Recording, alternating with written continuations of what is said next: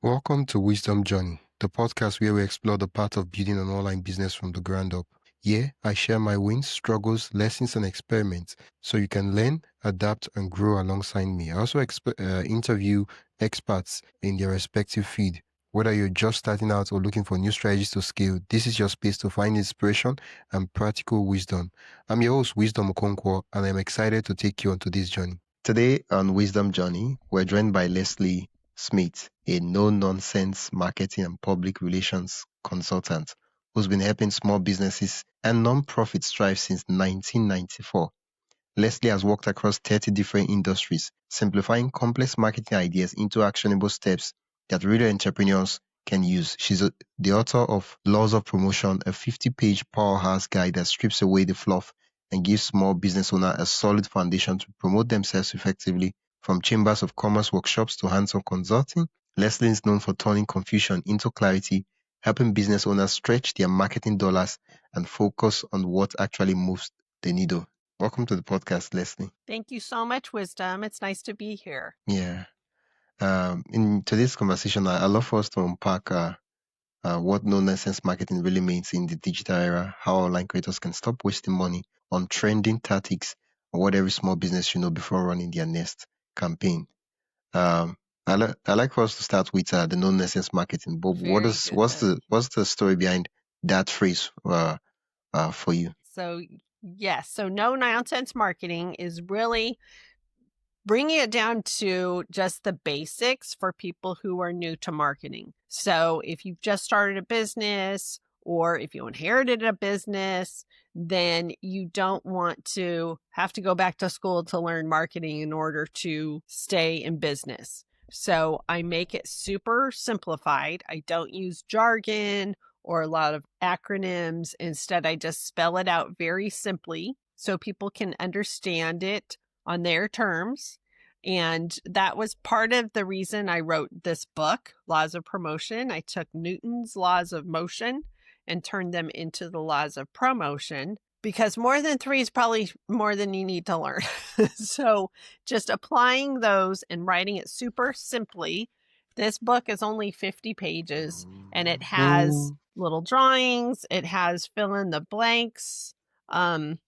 Here you go. So the things that you can fill out, and then there's a case study so you can follow along and see how another business might be dealing with this, which really puts you in the driver's seat, gives you that lens to see, oh, this at this point, I need to make these decisions. Or if this isn't working, then what can I do?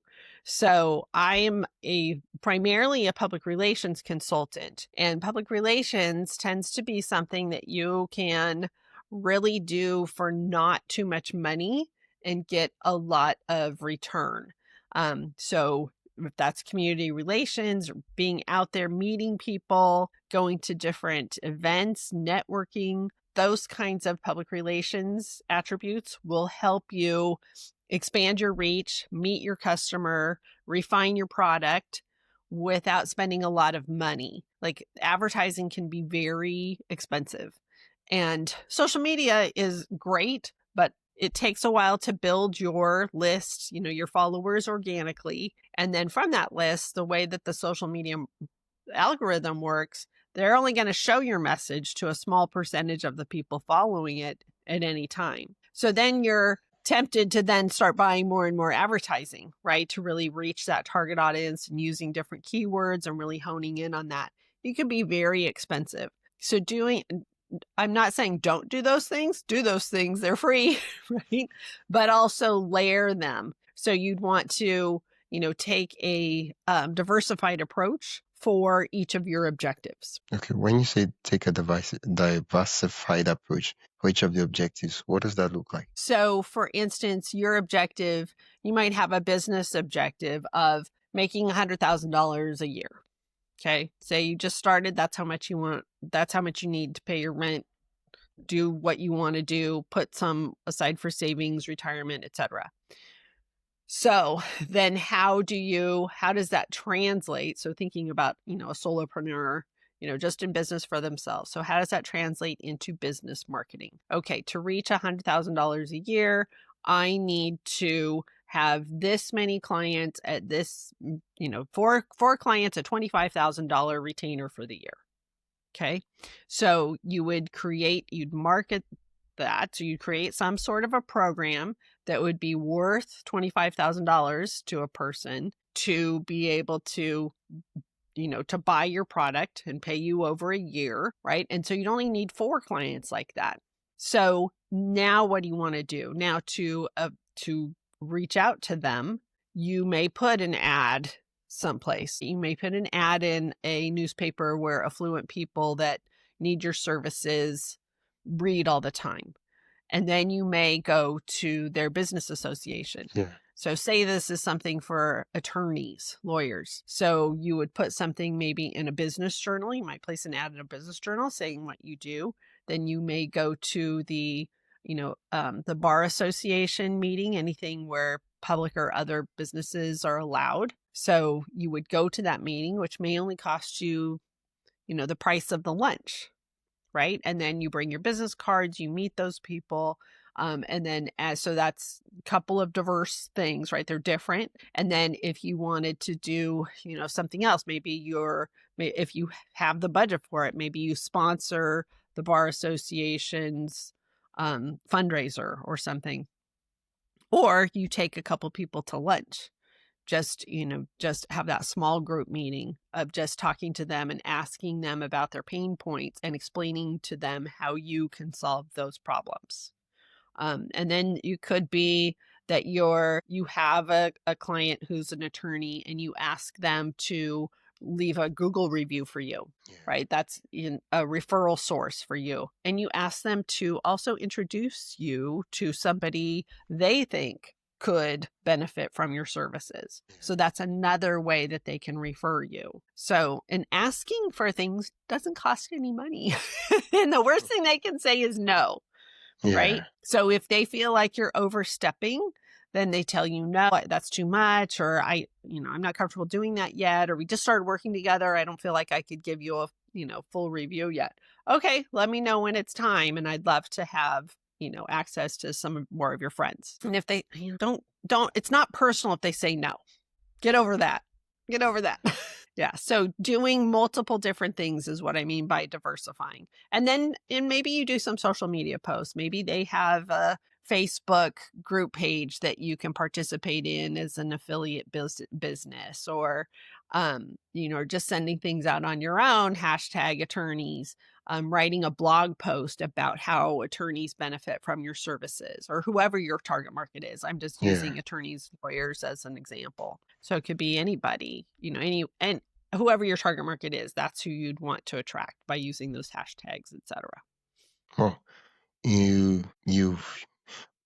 when you just explained the diversification, what's clear for me is marketing is not like feeding the algorithm beast. It's just finding a way to get in front of the people that you have you sell products or services to, right? Being in their midst, their community, their events, right? And then just have conversations with them, and pretty much that's it. Yes, it's all about the relationship. Now, have you ever heard of it's Carnegie wrote it, How to Win Friends and Influence People? Yeah, I read that. It's a very old book, but it's priceless and ageless, really. So in that book, for those of you listening who haven't read the book, go pick up a copy. But he talks about he meets with somebody and takes an interest in them and takes an interest in their hobbies. And then by the end of their conversation, the guy wants to work with them no matter what he's selling. Yeah. Right. And that's so important. And then those are the people who are going to refer you, because there's a friendship there now. You have a relationship with them. You've proven that you're trustworthy. You're likable. You're not like pushy, salesy. Like you've proven that you're a good person, and that strengthens a relationship. And then it's okay. They feel more comfortable hiring you. Well, you've worked across more than 30 industries. When did you first realize that marketing principles were universal, no matter the field? Yeah, pretty early on. So my degree was in advertising, and which Okay. is in the School of Communications in the university I went to. And so marketing is in the School of Business. And so and they're talking more about data and research and creating something that will be, worthwhile for the marketplace kind of thing. Yeah. Everybody doesn't start there, right? And so they start and people call me. I ended up doing more public relations and advertising, and people call me, can you write a press release? And then I have to say, well, what are you trying to accomplish with this? Which they need to take a step back and look at the bigger picture of the marketing overall, the product, the price, the place, and then the promotion. And so I think when I first realized this was early on in my career. I had worked with a foundation. So it was a philanthropy organization that would, raise money and then give it out to several different nonprofits. And then I did some work for a transportation company, a transportation authority. So they were widening a street. And I was the community relations people walking from business to business, telling them what's going to happen. And, and here's the timeline. I'm the person to call, these kinds of things. And you start realizing, okay, this is the overall what we have to do. Right. So what is our product? In the end, it's a widened street, which is going to make things better for everybody. They're going to be able to accommodate more people because the street's going to be wider. They can have more traffic.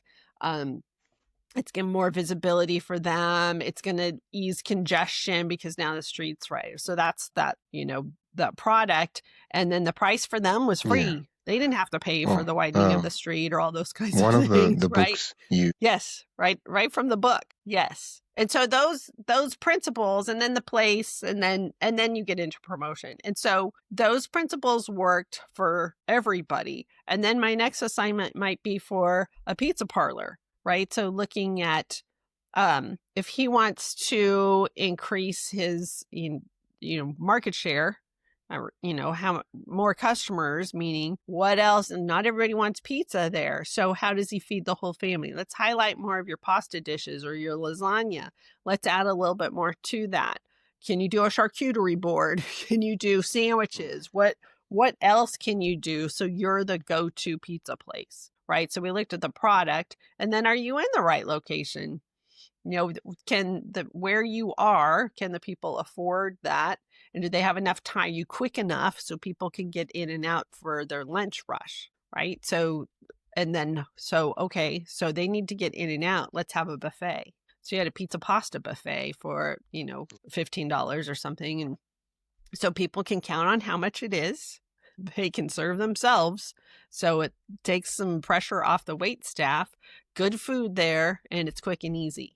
Right. So that's a great example of creating a product to meet where you are. So if you had a lot of business, lunch traffic, and then making it a reasonable price. So it makes sense for people to just pop in and do that and leave. So, same principles again, same principles for, a boutique or any place, myself.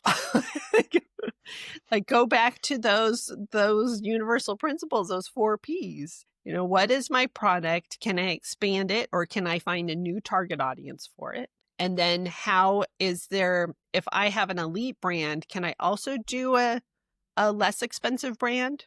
Like you see this a lot in fashion. So the fashion industry has tons of beautiful labels that are very expensive. They have their own shishi stores on, fancy malls and fancy, places. And then the same company will have a lower level that they sell at like a Target. I don't know. Do you have Targets in Nigeria? Probably don't. no. No, But no. it's a Private store target, that private sells target. everything. So they'll have it at a store that sells everything. So you can buy diapers there, and then you can buy a t-shirt there that's by this designer, but it's under a slightly different label, right? That then it makes it affordable. So is that a way to tier your business and grow? You just come up with a slightly different product at a lower price that's still, the same quality, but different, and it helps you expand your business. And then it's at a different place, right? So it's not in a shishi high rent boutique. It's now in a store that sells a lot of different things and one of many things. But people feel like they got a bargain. So then they did, right? So the mistake I see people make is they dive into promotion first. And it's very tempting to do that. And it makes a lot of sense to them. Like, I have this business, and so now I am just going to promote it. Yeah. And so they turn to social media because it's free. It's what everybody's doing. They can reach a lot of people at a time, Yeah. which are all valid benefits of social media. They just need to be mindful of the expectations of social media. So, the early adopters had an easier time growing platforms to, tens of thousands of people. It's harder to do that now. Everyone's not going to just automatically follow you, even if they like you, right? And you have a lot of competition because there are so many people on there, and people are creating a ton of content through AI now. So the channel is just getting more and more crowded. So, but if you use it to build a relationship with your existing and prospective clients, it works great. It's free. You could do a video and talk to your clientele every single day. Yeah. And the people that you really connect with will follow you. Wow. And that's a complete benefit to you and worthwhile. It takes some time, right? So you're going to put in some time, maybe more than money. Hey, quick break. Before we continue, I'd love for you to join the Wisdom Journey newsletter. Every week, I share exclusive insights, tools, and behind-the-scenes updates to help you stay ahead in your own journey of building an online business. It's simple, practical, and built to help you grow. Sign up today for free at the link in the description. Now, let's get back to the episode. I'm curious, your book, Laws of Promotion, was there a defining moment or client story that pushed you to write Laws of Promotion? So I'll pretend that the next thing you ask me is in the book.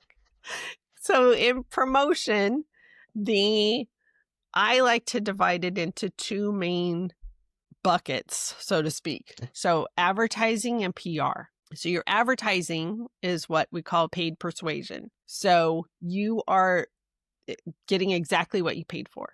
You're deciding which publication your ad's going to go in, when it's going to run. You decided the look of the ad, the image, you decided the copy, you did all of that. You supplied the logo, everything. And so you pay for that, and then it runs and you get what you paid for. Now, and you don't have any control over who responds to that, but the advertising, is what you paid for.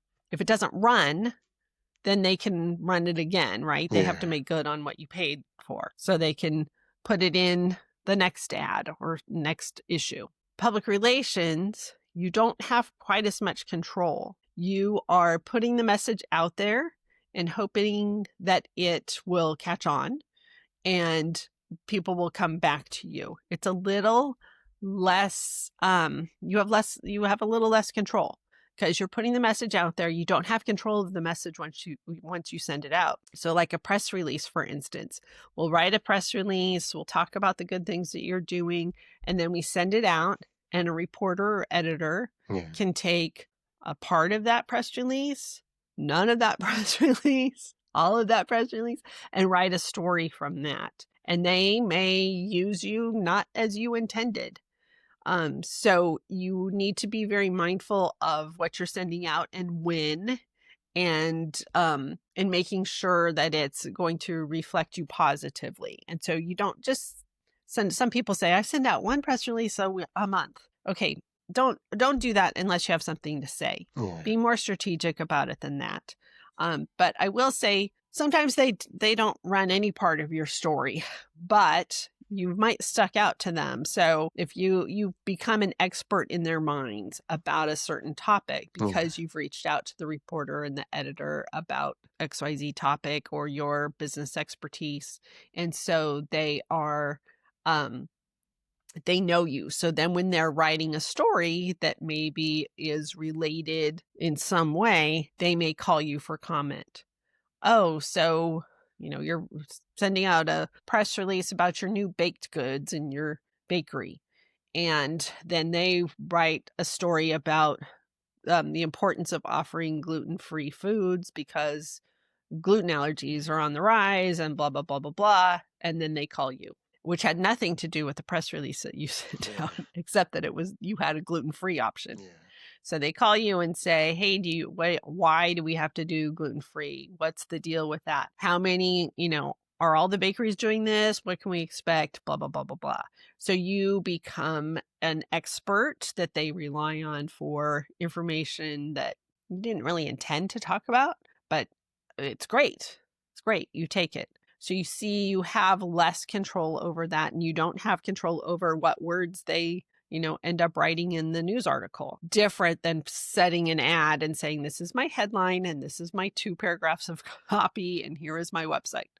The reporter may not even use your website. Yeah. They might, right? So, and they may just use your name, not your company name. So you have less control over that. So it's just like it's a friendship. So think of any friend that you have. You don't have control over their opinion of you at any given time. You can make good on it. If you sense that your friend is mad at you, you can say, I'm sorry, did I do something to offend you? But I'm clueless here. Please help me out. What did I do? Yeah. And then you can have that conversation and move forward.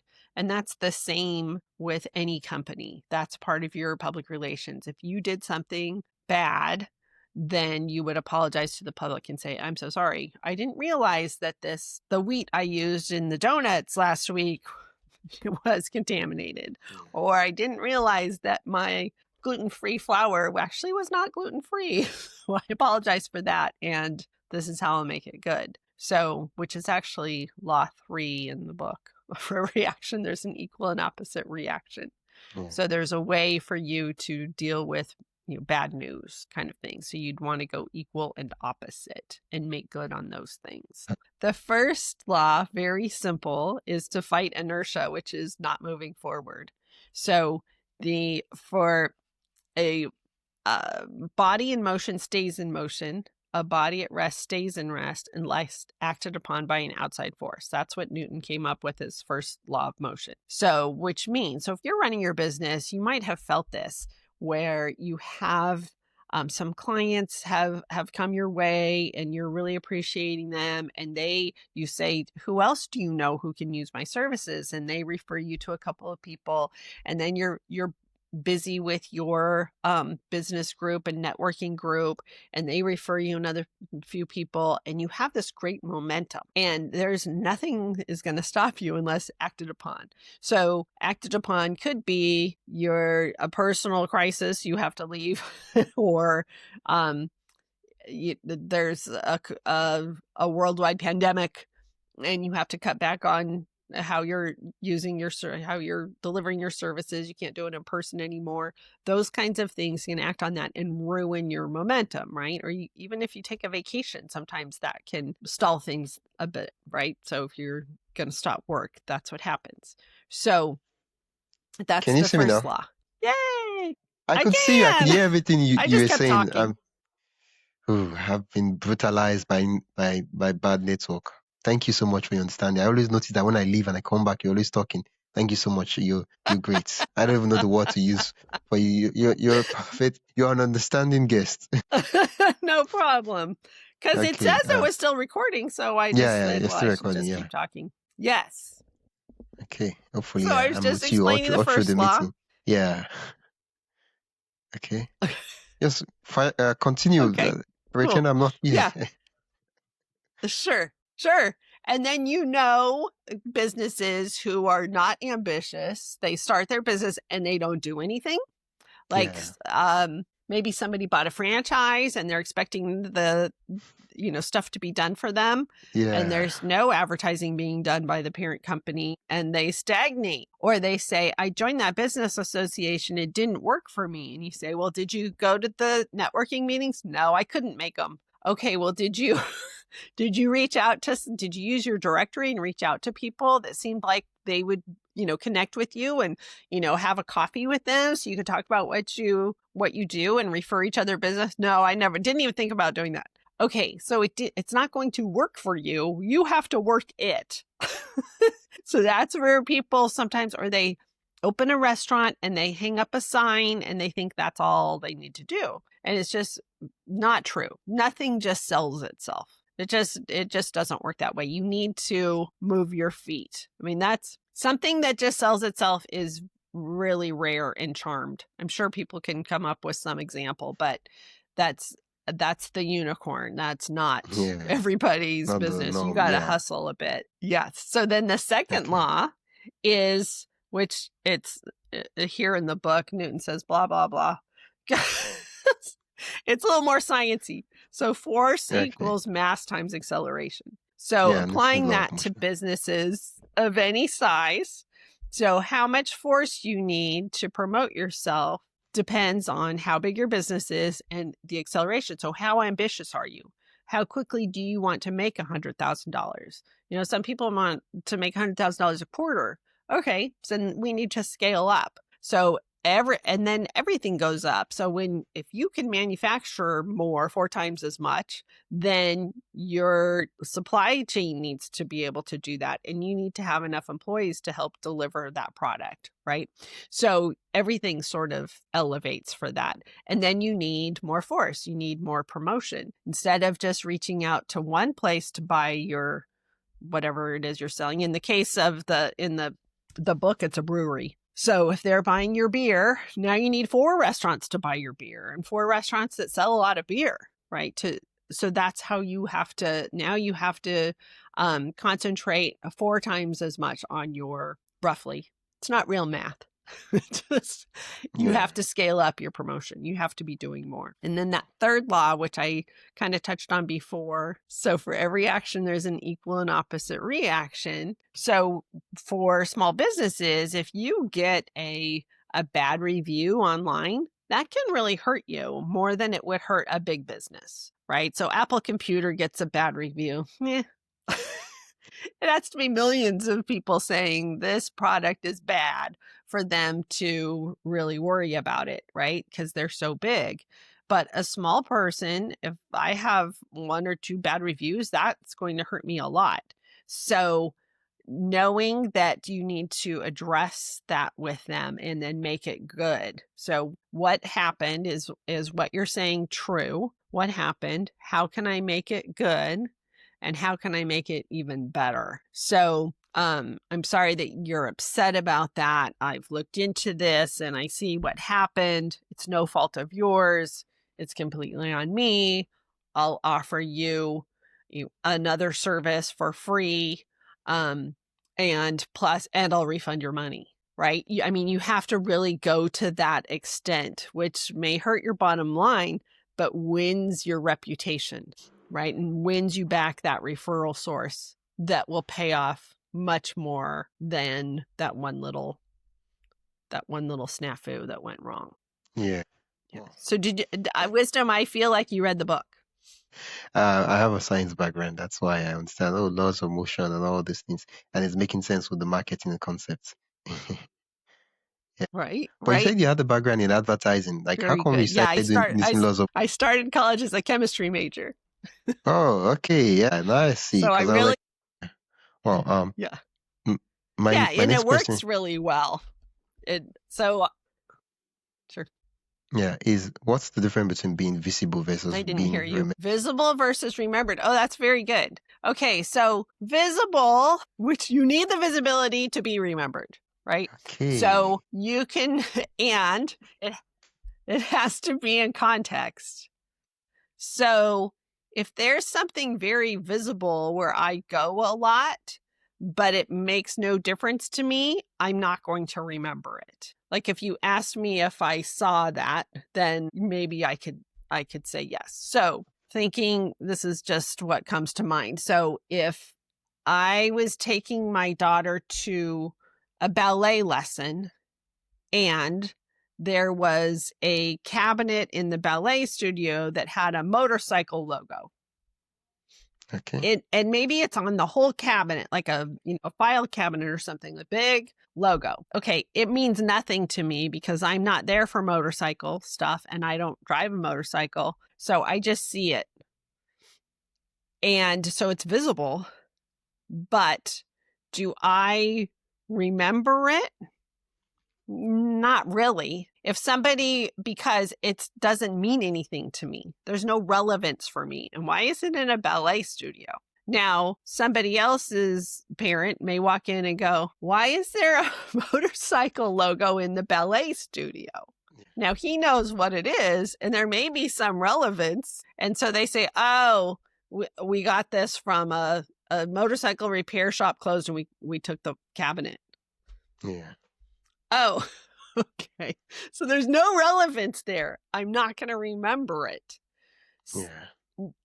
Now, let's reverse that. If I walk into a ballet studio and there's a big logo for a leotard company, and my daughter needs a new leotard every year because she's a little girl and she's growing, then I'm going to remember that.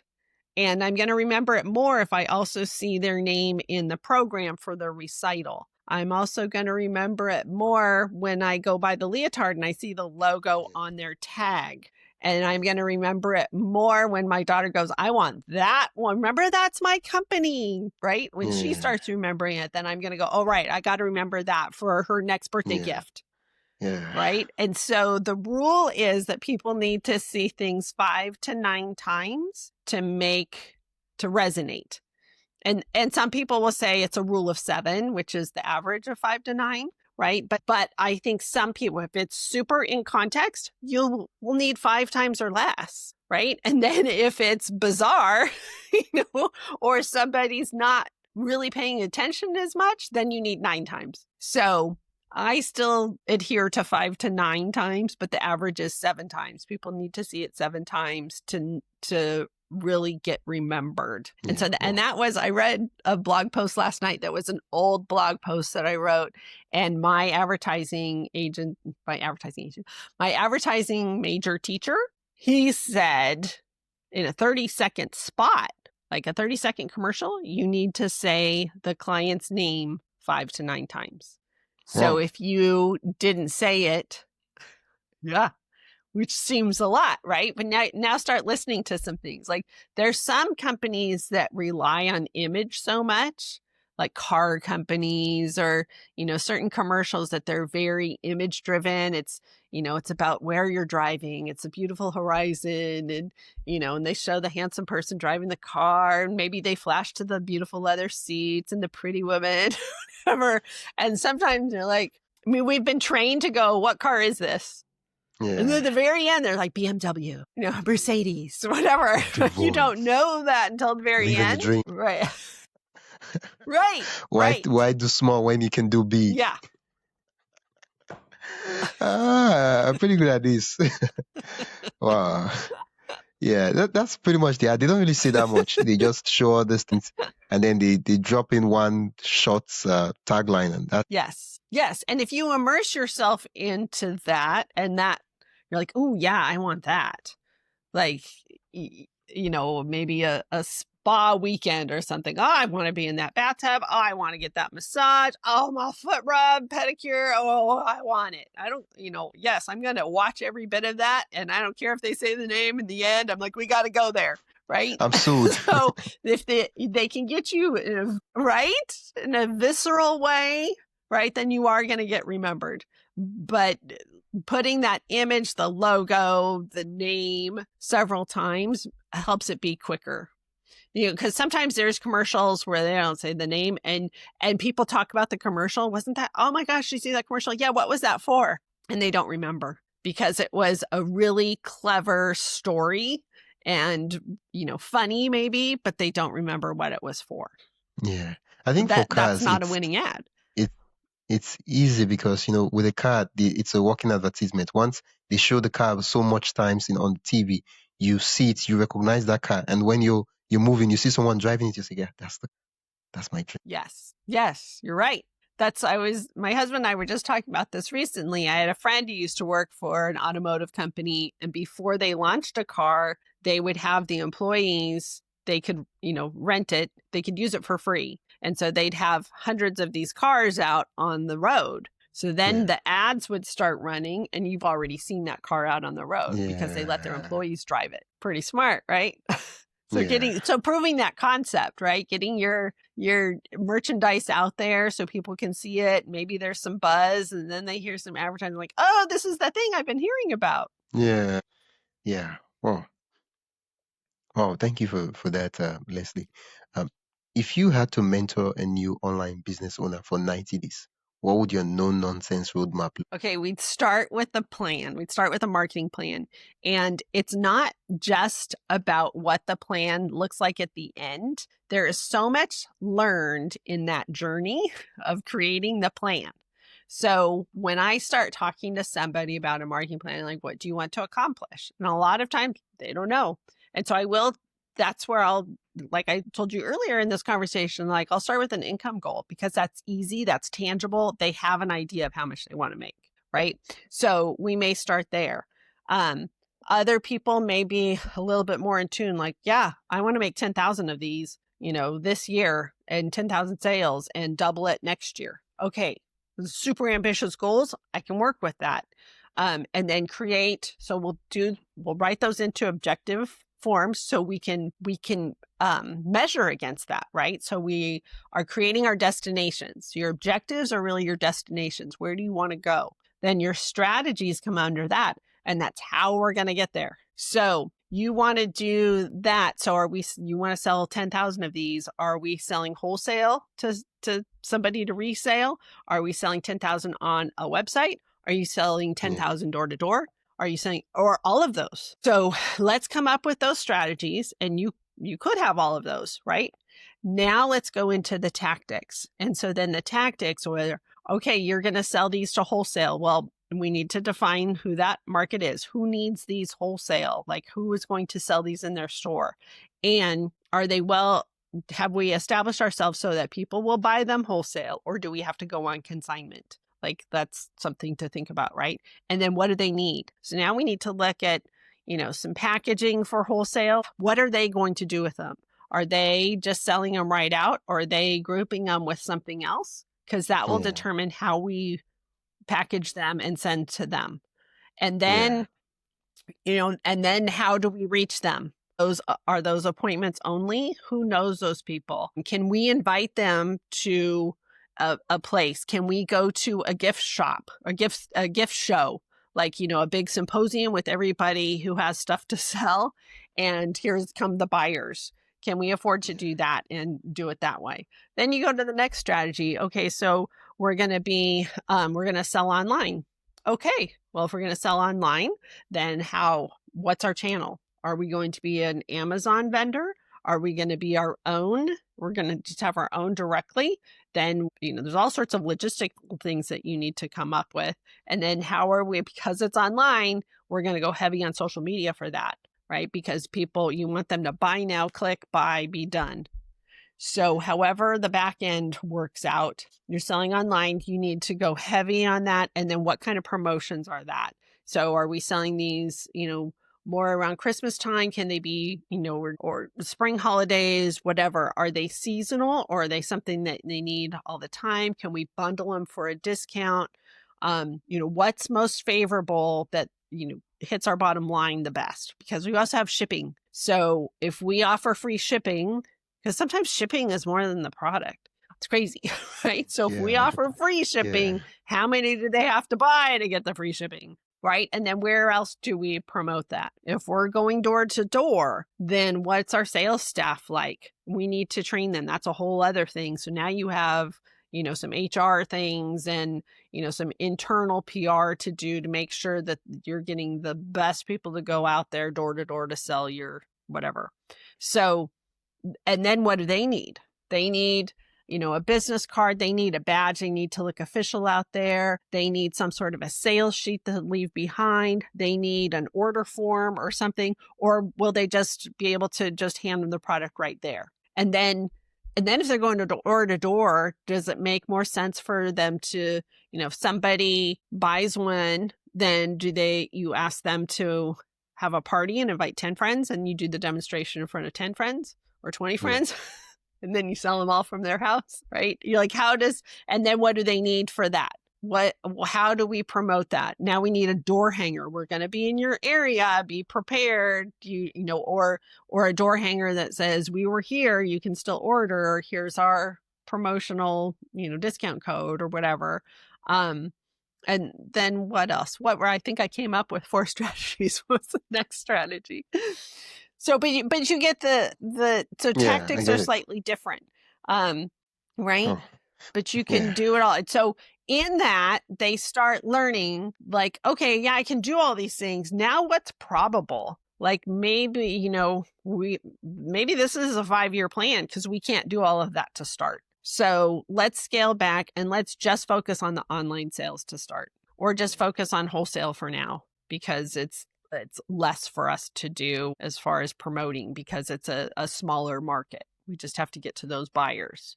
And then we need, just these promotional efforts. So now this becomes a 5-year plan. And then we go through that budget. So it's matching the budget. You're walking away with profit at the end, right? You didn't spend not just all your making money. sales. Right. Yeah. Wow. Right. Your book so is then called... that could be, yeah, go ahead. Yeah. The question I was about asking you is if laws of promotion had what would we... Oh my goodness. Well, it does, but it's just not written yet. But it's Einstein's relativity of branding. Wow. Oh, we'll call it the So laws of branding. You'll be my first customer. Yes. Oh, I love that. So it's relative, right? Because your brand, right? So what's new now in a few years becomes dated and then comes back as being vintage. Yeah. Nostalgic. Wow, that's genius. Right? Wow. So it's a time and right? It's relativity. Wow. I just for have the to first write time, it. So thank you I'm for actually getting someone who's using mathematical concepts and scientific concepts to explain business and marketing. This is genius. Like, wow. I'm going to take that law you mentioned about force of this, and I'm going to magnify that law. I'm going to churn in some numbers into it and say, okay, how much force do I need? And how do I increase the mass and the acceleration to demolish these goals I have? There you go. I like it. Not just meet them, demolish. I like it, Wisdom. Yeah. Well, I like it's always ambition. good to have a number, and so that we know what we're doing rather than just guessing. So I feel like I'm doing, I don't know, maybe if we do two posts, that should be like go to 20 meetups. Yes. Well, you have to make some hypotheses, right? Yeah. You have to. It's a scientific method, just in marketing. You have to make some guesses. Like, I'm going to come up with this new product. I think people need it. So you're guessing at the first, no matter what. And some products take off and some don't. And then sometimes it's relative. Like, it didn't take off 10 years ago, and then I reintroduced it, and now suddenly it's doing great. Oh. Yeah. Thank you so much, Leslie. So much marketing wisdom. You're welcome. Thank you for having me. This has been lovely. Yeah. Well, where can listeners get a copy of your book and also learn more about the work you do and connect with you so that we can be making some marketing experiments and I put... Very good. Yes. So my book is available on Amazon.com and it's in print and Kindle. And I think the print is $10 and the Kindle's like $5. So, I kept it, no nonsense, low entry point. And then you can visit my website is mccormickla.com, mccormickla.com. And I have a class called Boost that is based on the book. It's 3 modules. It's on demand. You can, sign up and just take it. And that's at mccormickla.school. So it's mccormickla.school. And that's on there. That's $69. But if you use code BOOST30, BOOST 30, you will save $30. So do that. Yeah. Wow. Thank you so much. On demand. It follows along the book. Yeah. Great. Yeah. I'll put the links mentioned in the description so that listeners can click and go directly to the site. It's been an absolute delight. Very nice. Great. Thank you so much. Thanks for tuning into Wisdom Journey. I hope today's episode gave you practical steps and fresh ideas to keep moving forward. If you found value, be sure to subscribe and share this podcast with a fellow creator or entrepreneur who'd love to learn too. And don't forget to sign up for the newsletter and the link in the description for more resources, experiments, and lessons straight to your inbox. Until next time, keep building, keep learning, and keep walking your own wisdom journey. Yeah.